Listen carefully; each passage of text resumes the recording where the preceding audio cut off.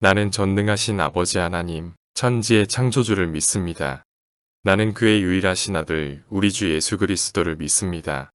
그는 성령으로 잉태되어 동정녀 마리아에게서 나시고 본디오 빌라도에게 고난을 받아 십자가에 못 박혀 죽으시고 장사된 지 사흘 만에 죽은 자 가운데서 다시 살아나셨으며 하늘에 오르시어 전능하신 아버지 하나님 우편에 앉아 계시다가 거기로부터 살아있는 자와 죽은 자를 심판하러 오십니다.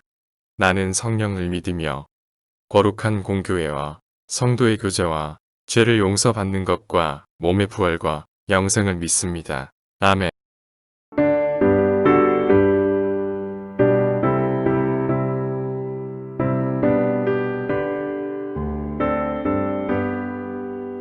날 위하여 십자가에 중한 고통 받으사 대신 죽은 주 예수의 살아가신 은혜여 보배로운 피를 흘려 영영 죽은 죄에서 구속함을 받으리 어찌 찬양하랄까 예수 안에 있는 우리 한량없이 즐겁고 주 성령의 위로함이 마음속에 차도다 천국의 목소리 같은 은혜로운 그 말씀 끊임없이 듣는 우리 어찌 찬양하랄까 이 세상의 모진 풍파 쉬지 않고 불어도 주님 안에 보호받는 우리 마음 편하다 늘 깨어서 기도하고 저 천국을 바라며 주님만을 기다리니 어찌 찬양하랄까.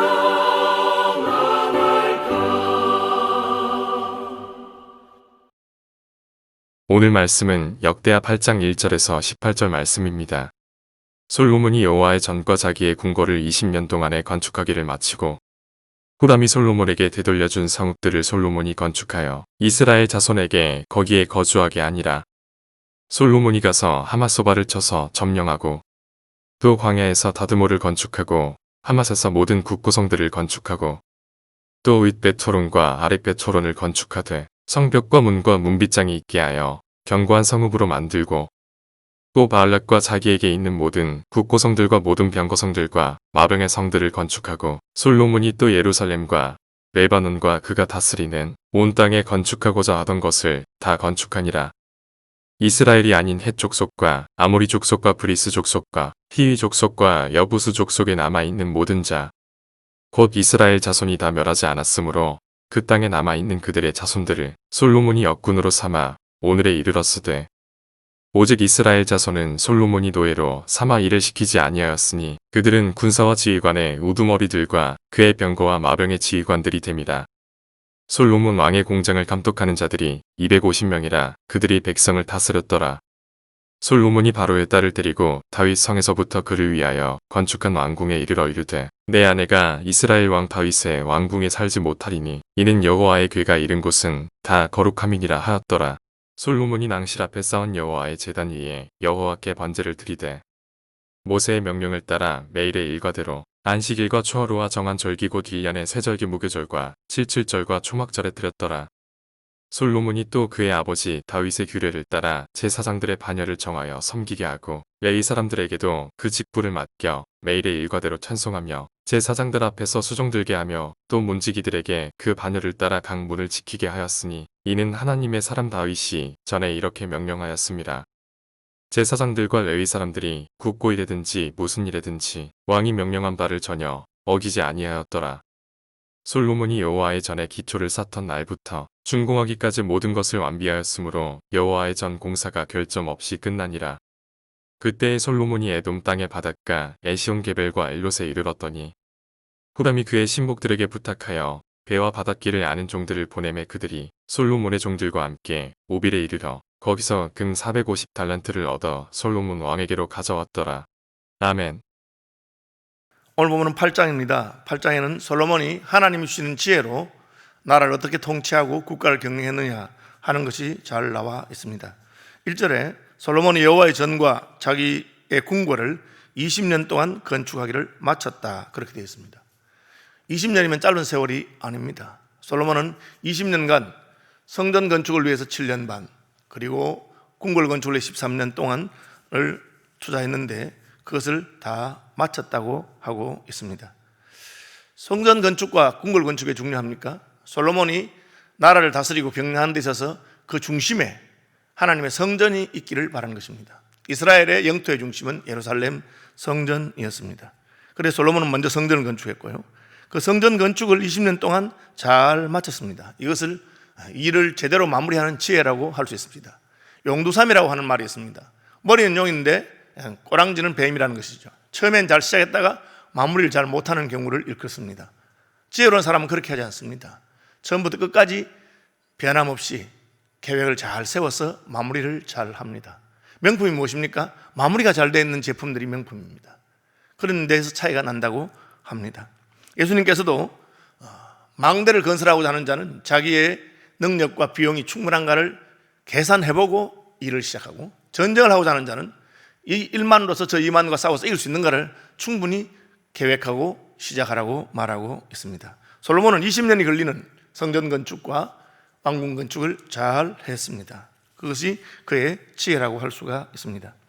2절에 보면 후람이 솔로몬에게 성읍을 되돌려준다 했는데, 솔로몬이 후람의 백향목과 그리고 후람의 역군들을 사용한 그 대가로 준 성읍인데, 그 성읍이 후람의 마음에 들었지 않았던 것 같습니다. 그래서 후람은 이 성읍이 필요 없고 그냥 다른 것을 달라, 그런 식으로 했던 것 같습니다.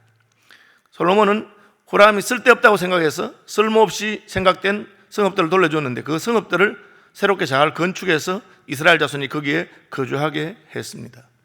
제가 그 이스라엘 여행을 가보면서 느꼈던 것인데, 이스라엘 지역과 팔레스타인 지역은 같은 지역에 있습니다. 근데 한쪽에는 아주 기름지고 풍성하고 농산물이 잘 자라고, 한쪽에는 황무지와 같이 그렇게 되어 있습니다. 다른 땅이 아닙니다. 같은 땅이지만 그 땅을 어떻게 활용하고 어떻게 잘 관리하느냐에 따라서 땅의 가치가 달라지는 것을 보게 되었습니다. 솔로몬은 후람이 거절했던 그 땅을 잘 관리하고 사람이 살도록 만들어서 그 땅이 아름답게 개발되도록 하는 일에 힘썼습니다. 역시 지혜라고 할 수 있습니다. 쓸모없이 여겨졌지만 그것을 잘 활용할 수 있는 것이 지혜라고 생각이 됩니다. 그뿐 아니라 솔로몬 나아가서 영토를 확장하고 국경지역을 넓히고 그리고 효과적으로 국토를 개발하는 내용이 3절에서 6절까지 있습니다. 솔로몬이 가서 하맛 소바를 쳐서 점령하고, 전쟁을 두려워하지 않고 싸울 때는 싸우는 사람입니다. 광야에 다드모를 건축하고, 광야는 사람이 살지 않는 못쓸 땅이라는 생각이 많이 들지만 그곳에도 건축하고 국고성을 건축하고 성벽과 문과 문 빗장 있게 하여, 5절 베드론과 아랫 베드론을 건축하되 성벽과 문과 문 빗장 있게 하여. 산성이 아닌 땅은 적들의 공격에 취약하다고 생각할 수 있는데, 그러나 그런 약점을 성벽을 건축하고 성문과 문 빗장을 달아서 안전을 보장해 줌으로 말미암아 사람들이 살 수 있도록 한 것을 알 수가 있습니다. 솔로몬은 국토를 효율적으로 개발하고 그 부족한 점을 성벽이나 문 빗장이나 성문으로 보충하고, 이런 여러 가지 방법을 통해서 영토 관리와 국토 개발에 지혜를 발했던 것을 알 수가 있습니다. 같은 땅이라도 지혜롭게 개발할 때 그 땅은 아름다운 곳이 될 수가 있습니다. 7절 이하에는 솔로몬 인력 관리가 나옵니다. 첫째는 이스라엘 족속이 아닌 헷 족속, 아모리 족속, 브리스 족속, 히위 족속, 여부스 족속에 남아있는 자들도 역군으로 삼았다. 그들도 일꾼으로 삼아서 사용했습니다. 우리의 대적이 우리가 물리치고 죽여야 될 자들도 있고 또 하나님이 살려준 사람들은 살려준 대로 그들의 일을 하도록 하는 것이 필요합니다. 각각 그 쓰임새가 다릅니다. 언약의 백성은 아니지만 그러나 솔로몬은 그들이 이스라엘에서 할 일을 주고 활용했던 것을 볼 수가 있습니다. 이스라엘 자손들은 자유인으로서 지휘관으로서 그들을 다스리도록 그렇게 한 것을 보게 됩니다. 뭐 때문입니까? 하나님과 언약을 맺은 백성이기 때문에. 하나님의 언약의 백성이 언약의 땅에서 자유와 축복을 누리는 것입니다. 그래서 우리가 세상적으로 적용할 수는 없습니다. 그러나 교회 안에서는 믿음의 사람, 세례받은 사람, 하나님의 은혜와 언약을 따라 사는 사람이 직분을 받아 가지는 것입니다. 하나님과 언약 관계가 없는 이방인들은 교회에서 지도력을 발휘할 수 없습니다. 그들 또한 감독자로 세우는 것을 보게 됩니다. 솔로몬이 왕의 공장을 감독하는 자들 250명을 세워서 그들이 백성을 다스리도록 했습니다. 이스라엘 백성들 가운데서도 하나님께서는 지도력 있는 사람을 세워서 다스리도록 하는, 모세에게도 각각 그 능력을 따라서 10부장, 50부장, 100부장, 1000부장을 세워서 하도록 했던 것을 우리가 알 수가 있습니다. 11절에는 바로의 딸을 데리고 와서 왕비로 삼았다. 이게 솔로몬이 실수한 것 중에 하나가 이방 왕비들을 구한 것이라고 제가 말했는데, 솔로몬은 그래도 그들이 예루살렘 다윗성에서 살지 못하도록 했습니다. 솔로몬 나름대로 어떤 신앙적인 악한 영향을 끼치지 않도록 노력했던 것을 알 수가 있습니다. 아쉬움이 있지만 그나마 지혜로운 것이라고 할 수가 있습니다. 솔로몬의 마음이 왕비에게 가 있었기 때문에 이러한 물리적인 거리는 사실은 별 효과를 발휘하지 못했던 것으로 보입니다. 솔로몬은 이방 왕비들이 안 좋은 영향을 끼칠 것을 알아서 예루살렘에 거하지 못하도록 했음에도 불구하고 그들을 완전히 끊지 못했습니다. 이것이 솔로몬의 아쉬운 점이라고 할 수가 있습니다. 성전을 건축한 다음에 솔로몬은 하나님 앞에 제사를 드립니다.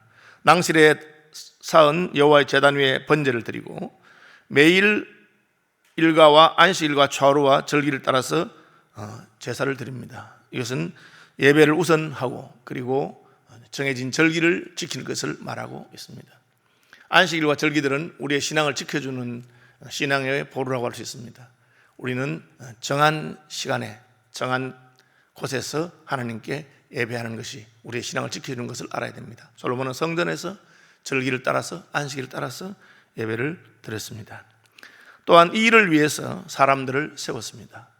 제사장들을 세우고 레위 지파를 섬기게 하고 문지기들을 세우고 여러 사람들을 세웠습니다. 그것이 바로 아버지 다윗의 뜻이었고 또 모세의 언약에 따른 것이었습니다.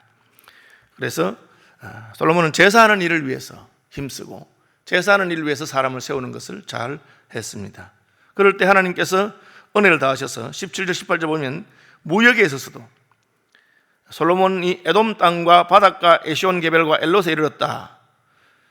후람의 종들과 솔로몬의 종들이 함께 오빌에 이르러서 금 450달란트를 얻어 솔로몬 왕위로 가져왔다. 이것은 해외 무역을 말하고 있는데 솔로몬이 제사하고 영적인 일에 힘쓰고 그것을 먼저 하고 잘했을 때 하나님께서는 무역에도 복을 주신 것을 알 수가 있습니다. 제사를 잘함으로 장사에도 성공했다. 그런 표현이라고 할 수가 있습니다.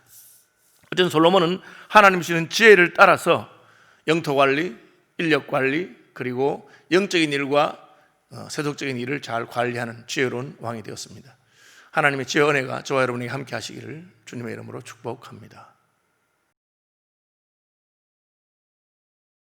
하늘에 계신 우리 아버지, 아버지의 이름을 거룩하게 하시며 아버지의 나라가 오게 하시며 아버지의 뜻이 하늘에서 같이 땅에서도 이루어지게 하소서. 오늘 우리에게 일용할 양식을 주시고 우리가 우리에게 잘못한 사람을 용서하여 준 것 같이 우리 죄를 용서하여 주시고 우리를 시험에 빠지지 않게 하시고 악에서 구하소서. 나라와 권능과 영광이 영원히 아버지의 것입니다. 아멘.